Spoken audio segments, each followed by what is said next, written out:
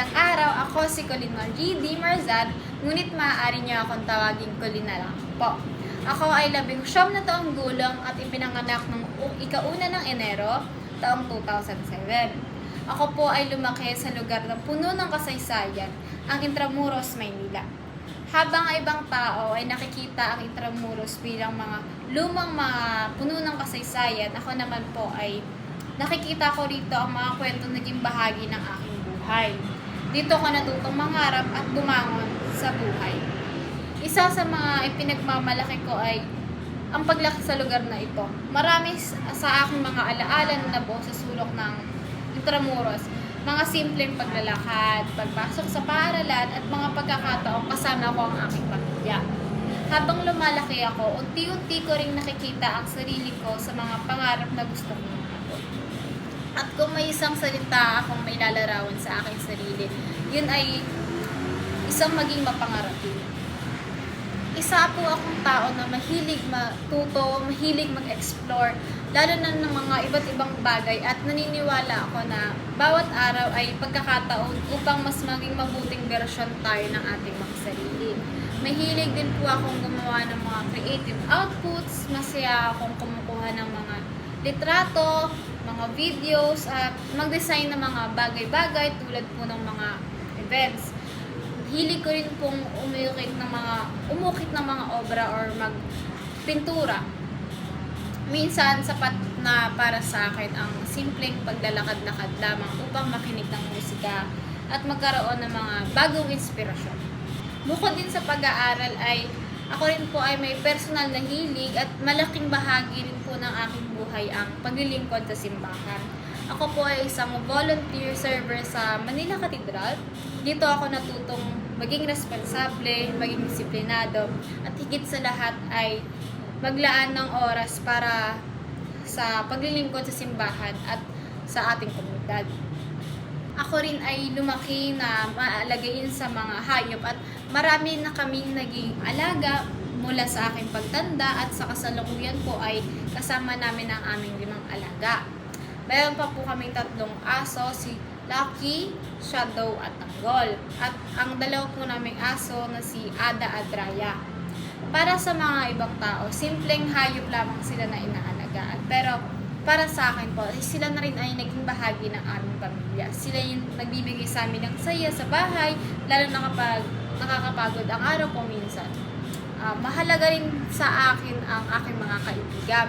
Kapag may mga libreng oras, madalas kami nagkakasama, kumakain sa labas dahil masasabi kong sila rin ay isang mga naging bahagi ng paglalakbay ko bilang tao at bilang isang estudyante.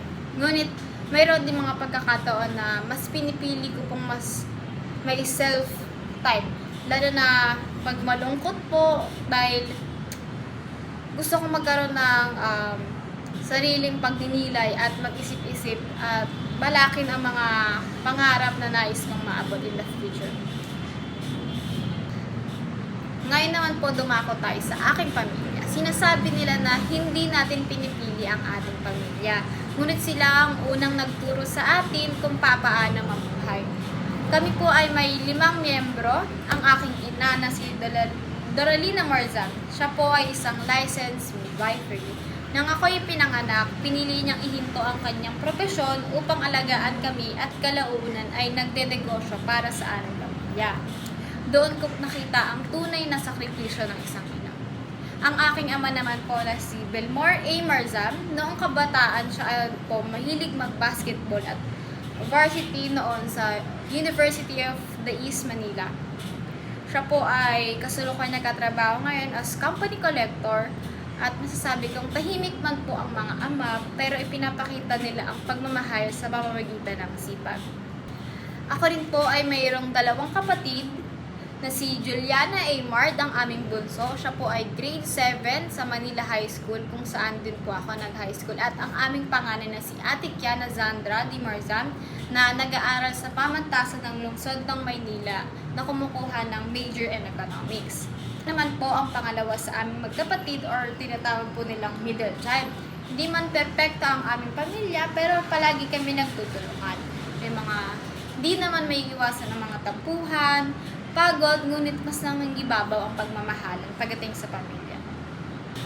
Sa kasalukuyan, ako po ay isang estudyante sa paaralang Polytechnic University of the Philippines at kumukuha ng Bachelor of Science in Management Accountancy. Ngunit hindi naging madali ang pagdating ko sa pangarap kong ito, kung saan noong taong 2023 ay nakapasa rin po ako sa PUP bilang magiging senior high school naman po. Ngunit sa parehong taon, ipinatupad at patakaran sa PUP na hindi na sila tumatanggap ng estudyante na mula sa ibang paaralan. Masakit yon para sa akin. Pakiramdam ko noon ay kahit pa paano, napakalapit ko na sa dream school kung saan ko pinangarap kung saan ko po nakapangarap na mag-aral, ngunit bigla pong nawala. At doon ko po naging simulang TOTGA ang pamantasan. Ngunit marahil ay may tamang panahon para sa lahat. Hindi ako tumigil, patuloy na naghangad, sumikap at muling sumubok. At sa pagkakataong ito, ako po ay muling pumasa sa universidad upang simulan ang aking pagkokolehiyo. Sa pagkapasa ko po ay hindi ko mapapailiwanag ang saya at ako po yung napaiyak nung natatanda ko. Nung makita ko yung mga nagbigay ng pagkakataon, nabigyan ulit ako ng pagkakataon upang maging bahagi po ng universidad, ng PUP, para sa lahat ng paghihintay at pangungulila ko noon ay napalitan ng saya at pasasalamat. Sa unang pagkakataon nakapasok po ako sa loob ng campus bilang isang opisyal na estudyante, hindi ko maiwasang maalala yung mga panahong inakala ko hindi ko na matutupad na makapasok sa dream school ko. Hindi man to yung top na dream school ko, pero at least na-achieve ko man isa sa mga dream school na pinapangarap ko noon. Kaya bawat araw na pumapasok ako sa PUP ay paalala sa akin na minsan na huwag mawalan ng pagkakataon dahil hindi sa lahat ng bagay na gusto natin, ibibigay siya agad. May mga tamang pagkakataon para sa mga pangarap natin. At doon ko napatunayan na hindi na nangangulugam, hindi na. Kung tatanungin naman po ako ngayon kung bakit pinili ko ang Management Accountancy bilang aking kurso, sa totoo lang po ay hanggang ngayon ay patuloy ko pa rin pong hinahanap ang sagot. Hindi ko po makaila na maraming beses rin po kung kinestyon yung sarili ko, kung kaya ko po ba itong kursong pinasok ko. May mga gabi po na halos wala ng tulog dahil sa sobrang dami na requirements, sa mga sobrang daming quizzes na kailangan kinabukasan. Ngunit sa bawat semester po na natatapos, mas lalo ko pong napatunayan na mas maging matatag na lamang dahil ito na po yung pinili. Ito na yung pinili kong kurso. Pagpapatuloy ko na lang at patuloy mangarap.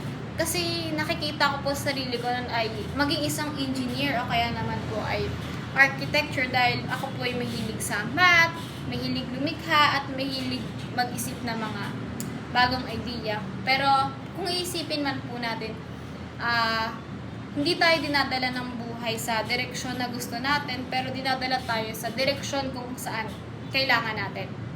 Marami nagsasabi na maganda raw ang kursong accountancy, marami rin nagsasabing maganda ang magiging kinabukasan mo kung yun po yung kung magiging accountant ka. Ngunit para sa akin, hindi lamang ito tungkol sa magiging trabaho, sa sweldo, pero para sa akin, ito rin po ang magiging umpisa ng aking paglalakbay para sa aking sarili.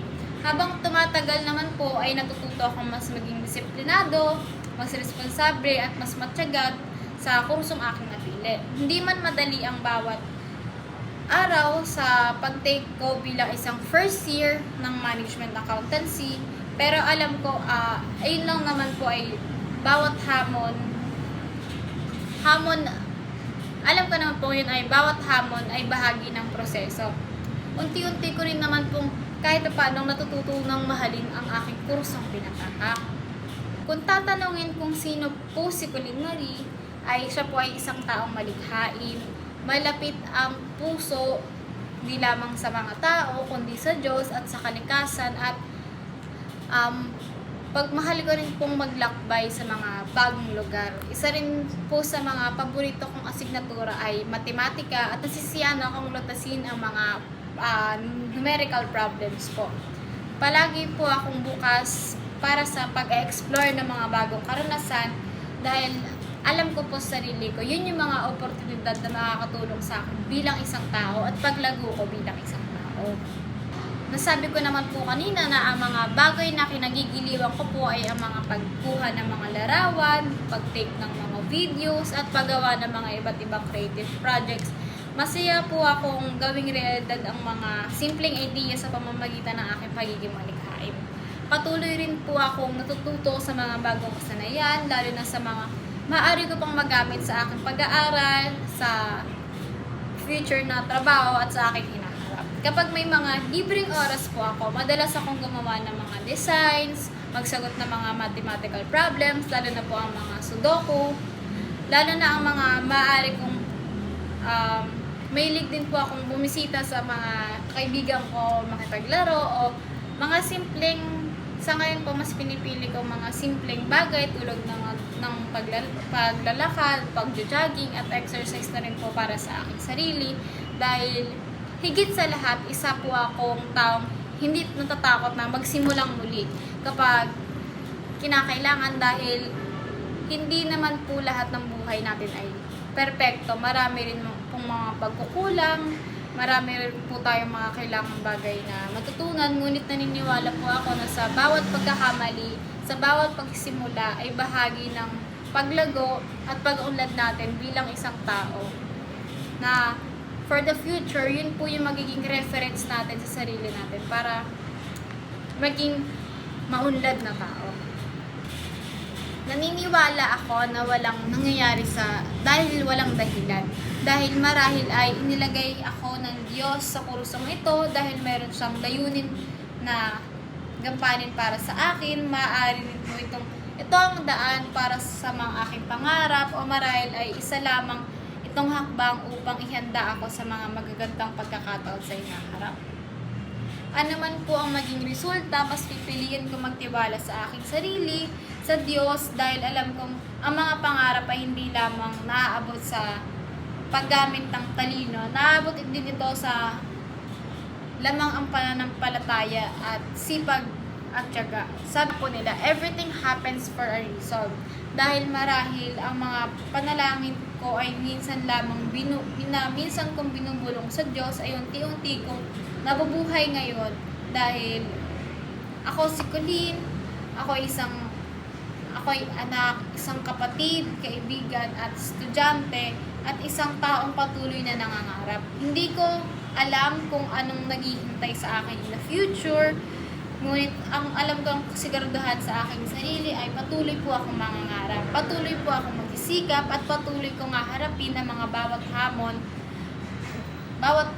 At patuloy ko rin pong haharapin ang mga bawat hamon na may tapang at pananampalataya. At tulad ng bawat kwento ay hindi pa ito ang wakas. Ito pa lamang ang simula at panibagong kabanata ng aking buhay. Yun lamang po.